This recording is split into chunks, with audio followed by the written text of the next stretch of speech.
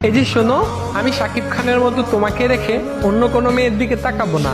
আবার বাপ্পারাজের মতো তোমাকে কখনোই আমার জীবন থেকে হারাতে দিব না। আমি সালমান শাহের মতো সহজেই তোমার মনে জায়গা করে নিতে চাই। তুমি আমাকে আরফিন শুভর মতো বিশ্বাস করতে পারো। আমি জুবানের মতো তোমাকে কখনো মন খারাপ হতে দিব না। মোশাররফ করিমের মতো সবসময় তোমাকে হাসি খুশি রাখবো।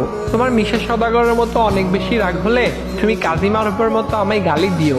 আবার রুবেলের ক্যারাটির মতো চাইলে আমাকে মায়েরও দিও। রিয়াজের মতো তুমি সবকিছু এলোমেলো করে দিও।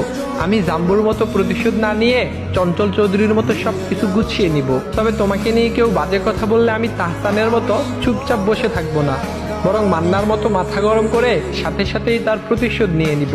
আমি হয়তো মুশফিকুর ফারহানের মতো গুছিয়ে কথা বলতে পারি না, তবে আমি অপূর্বর মতো গুছিয়ে তোমাকে ভালোবাসবো। আমি হয়তো সিয়ামের মতো দেখতে অনেক বেশি কিউট না, আবার অনন্ত জলিলের মতো অনেক বড় লোকও না।